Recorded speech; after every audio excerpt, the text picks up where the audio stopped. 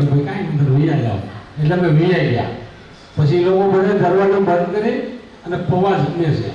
પણ જે ભારતના દરવાજાની બાજુમાં જેટલાએ બાલમુકુંદ ભવન જોયું હોય એને ખ્યાલ છે, બાજુમાં 12 શાકની હાઈરોડ બારી હતી કે જે બારીના અંદરના ભાગમાંથી પૂજ્ય આપણે બ્રહ્મચારી શીશી લેવા સીધા ને અને મારે જે ધામમાં જવું હતું થોડા એને દૂર કરવા માટે, ત્યારે એ જ બારી નીકળ્યા.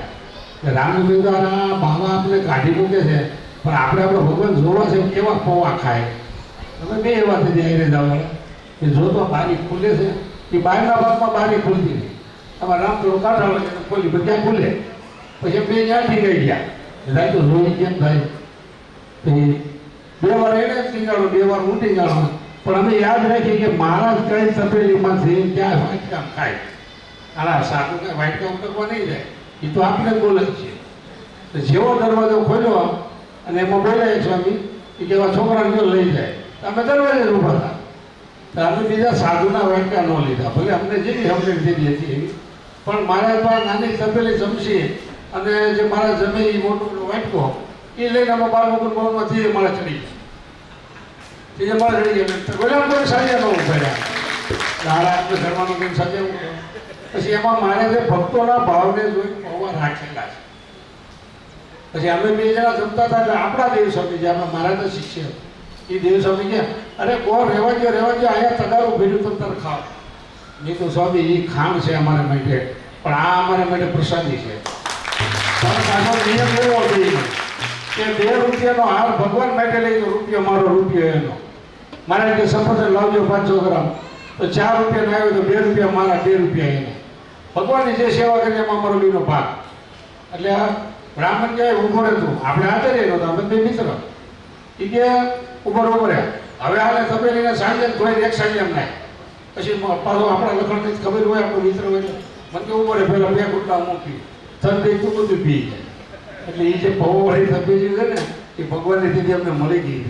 રામભાઈ હાજર છે, પણ વિશેષ આજે કે આપણે કહીએ કે શરણાગતિ મંડળ આપણું કુટુંબ છે, બધા એકમેક થઈને રહી છે. અમે ગાંધી બે એટલે આચાર્ય વ્યાસપીઠ પર 2 વક્તા, પણ આપણે કાલે જાહેરાત કરી તો વક્તાશ્રી કથા તો વાંચવા આવ્યા, પણ એના તરફથી 5100 રૂપિયા કાલે એને રસોઈ આપી. હો કે આજની રસોઈમાં 5100 રૂપિયામાં. આનું નામ ભગવાન, આનું નામ ભગવાનના ભક્ત કેવા દયાળુ છે. આપણે ભક્તો ગાય ને કેવા રે ભક્તો શરણાગતિ મંડળના કેવા રે ભક્તો, એ દયાળુ ભક્તો શરણાગતિ મંડળના દયાળુ, અને ભગવાનની કૃપાએ કરીને આ બધું કરે હે.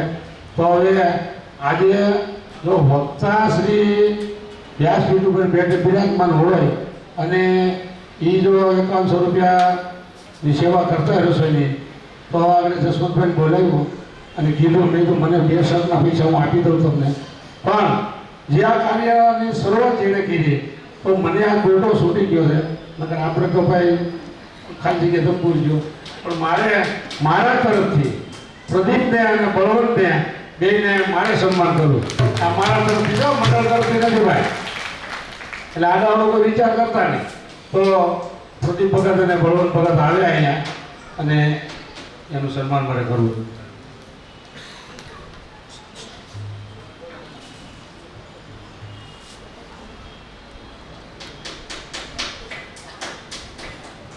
હા, મુંબઈથી પધારેલા લોમસ ભગત, મનોહર ભગત પરમાર, તેમનું સન્માન રિકિન ભગત પટેલ કરશે.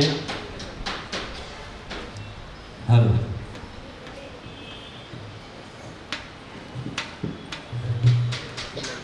બીજી એક સાથે જાહેરાત કરું કે આપણે જે અમે હાર પહેરાવો છો, ગોથીને પહેરાવો છો, હવારથી સાંજ જેટલી આ ફૂલહારની સેવા છે એ અશ્વિનભાઈ પીઠડિયા તરફથી આવેલી છે. ભલે બીજા ભક્તોએ લખાવી ફૂલહારમાં એના શ્રદ્ધા પ્રમાણે, પણ 8 દિવસની ફૂલહારની સેવા અશ્વિનભાઈ પીઠડિયા અમરોલીવાળા તરફથી છે. એકવાર એને તાળીથી વધાવી લે.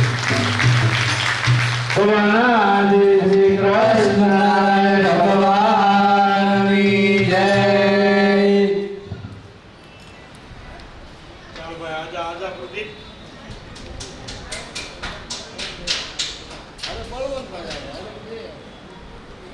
અનાદિ શ્રી કૃષ્ણ ભગવાનની જય.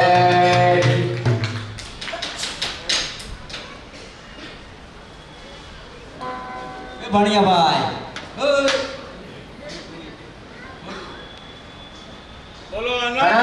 શ્રી શ્રી કૃષ્ણ નારાયણ ભગવાનની જય.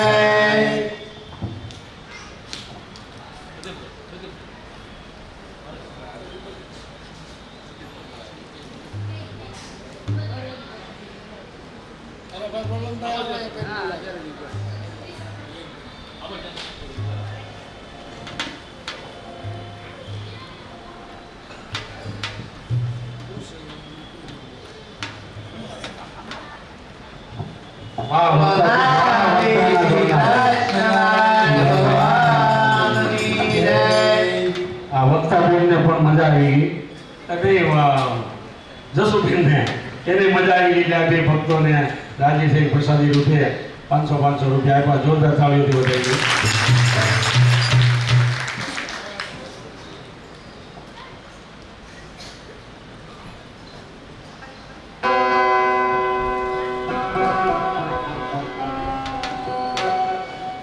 ચાલો ભક્તો સાંભળી લો.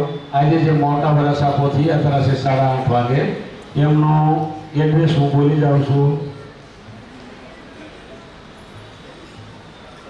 ઘર number 44, gate number 2, sun city row house, pedal road, Mota Varasa, Surat. Dharmesh ભગત માલવિયા ત્યાંને ઘેરે આપણે 8:30 વાગે પહોંચવાનું છે. એટલે દરેક ભક્તો નોંધ લે. અને કદાચ ધર્મેશ ભગતનું નામ લીધું એટલે ન ખબર હોય પણ બેનો ભાઈ બહેન હોય છે કે હંસાબેન ભૂપતભાઈ માલવિયાની ઘેરે સન સિટી રો હાઉસ, મોટા વરાસા, પેડલ રોડ 2 નંબરના ગેટમાં છે. એટલે બધા ભક્તો ટાઈમસર અહીંયા પ્રસાદનું કાર્ય પૂરું થઈ જાય એટલે પધારજો. બરાબર. શોભાયાત્રા છે ત્યાંથી નીકળવાની હંસાબેનની ઘેરેથી. એટલે બધા ખાસ ભક્તો પધારજો અને એકવીસમી કથાનો આપણે લાભ લેવાનો છે. હવે વિશેષ કાંઈ કોઈ રહેતું હોય કંઈ કામકાજ જસવંતભાઈ તો બોલો.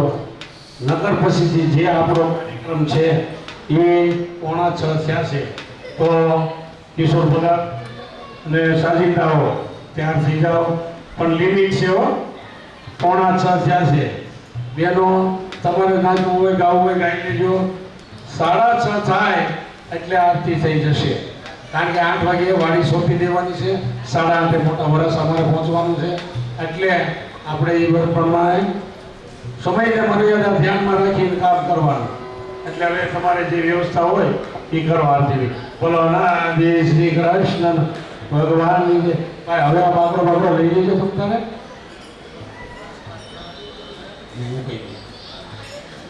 હાલો ભાઈ. વ્યવસ્થાપક માણસે કીધું છે કે અડધો કલાક જ આને આપો, 6:15 આપો. અડધો કલાકમાં તમારે જે ગાવ હોય નાસું નાખી લે. બરાબર છે. બાકી 6:15 વિશે તાપડ પાડી દેવાનું છે આપણે.